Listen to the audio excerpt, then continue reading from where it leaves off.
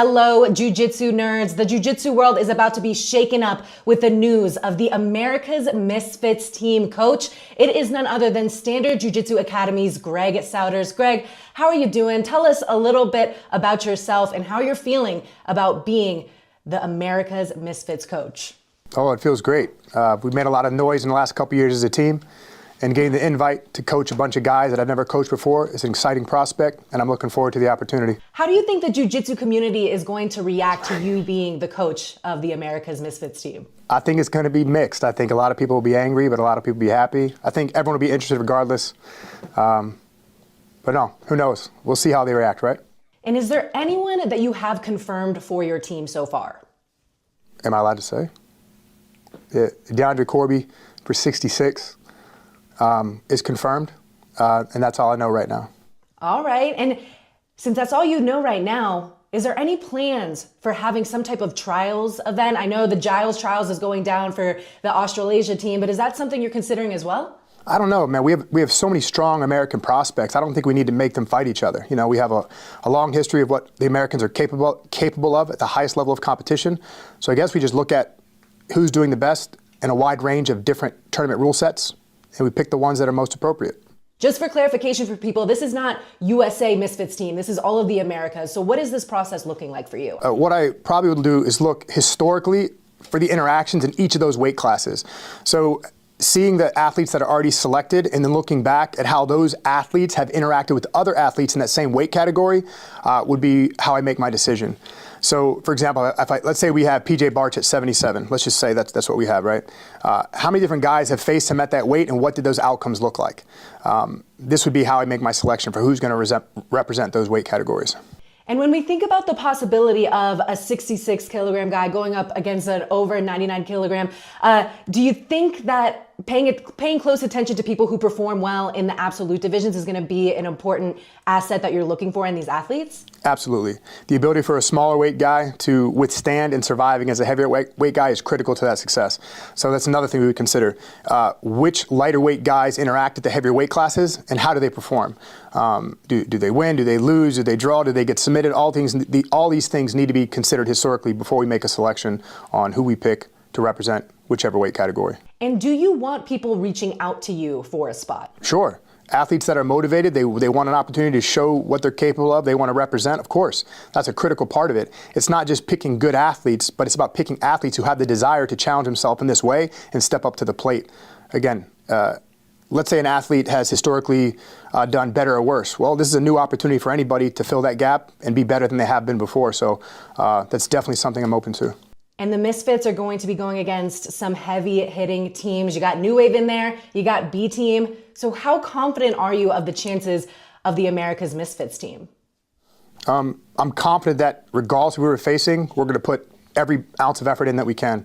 Both the athletes that are chosen, of course, myself as a coach. So, you know, same chances as we always have. And when you're looking at some of the teams that have been announced, do you feel like there's one that is particularly a threat to win the whole thing? I mean, not yet, because anytime we're putting groups of guys together like this, we're talking about the best people representing their area, and we're having the best enter a novel environment, something that's relatively new. So the truth is I think it's up for grabs for anybody. I don't think there's a guarantee or a certainty in any direction. So, and plus I don't think like that anyway. So it's just, we're going to find out what happens in real time, day of, really. Now give me your take on this interesting kind of hybrid quintet format that they have going on and how it could impact the action we see at CJI 2. I don't know. I don't know if I really have a strong opinion on what I think is going to happen. You know, I'm the kind of guy that likes to just let things go, see how they play out, and to make adjustments on the fly. I don't know. These new rule sets that are coming up create interesting outcomes and different interesting interactions, and I'm just as excited as everyone else to see how it plays out. And when we think back to the inaugural CJI, were you watching that all go down, or were you there? And what was your opinion and takeaway from the biggest weekend in submission grappling? Well, yeah, I was there. So we had DeAndre competing at ADCC. So and they were right next to each other. So we would go back and forth between watching that and CJI. And of course, CJI was a little bit more entertaining. So it was a good time, man. It was good to watch the show, to see Craig and his crew shake things up.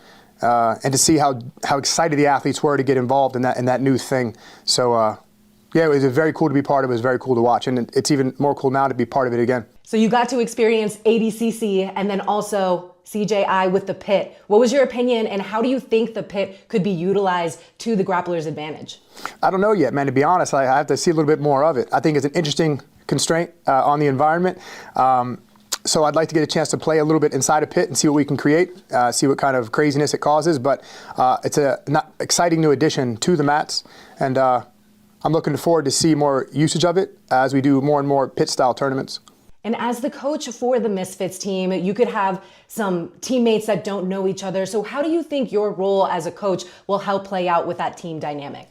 Well, like convincing everyone that we're a team. Like we have to do this together. Like no individual is as important as the other. And if we don't interact well and train together well, give our full effort, give our full focus, and realize that, again, we're accomplishing something as a team, I think we could miss. But I think if I can convince people that, again, we are here together, we are the American team, we are the Misfits, and we have an opportunity to do something big and cool, man, we can get the outcome we want. And we obviously have a lot of time before CJI 2. And Misfits, it's a little bit different because you guys don't have one home base. So do you have any plans for getting your team together so that you guys can work together and know each other's games? Oh, absolutely. Once we make our selection and we know who's going to be on the team, I'm going to put a call out.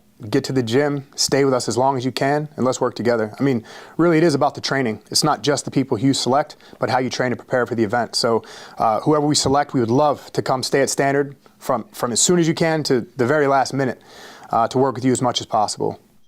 And how soon are you hoping to have your team completely figured out and announced? As soon as possible. As soon as we're able to pull it all together.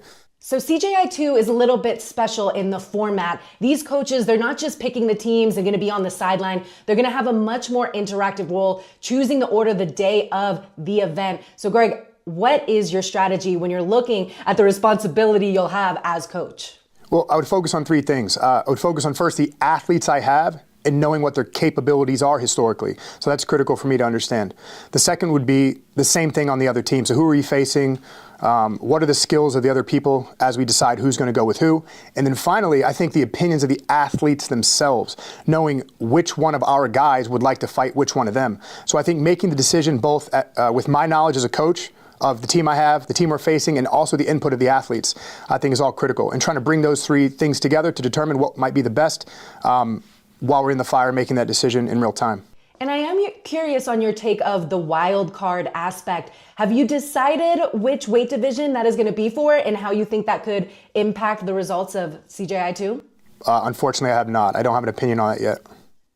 And I know we are months away from the event, but from this perspective right now, what do you think the key to victory will be to win CJI 2? Well, having a bunch of athletes that don't know each other, that might not have worked together before, getting them to work as a cohesive team is going to be, I think, the thing that's going to make the difference. So if I can get them to come together and get them convinced to train in the way I would have them train, I think, that's what I think the key to success is. I'm excited to work with some guys I've never worked with before, and I'm excited to see how they all interact with one another. So I'm just happy to be part of it. We are so happy that you are a part of it as well, and we cannot wait to see you. CJI 2, this is the reveal of the first Misfits team, Americas. Congratulations, and we'll see you there. Cool. Sounds good. Thank you.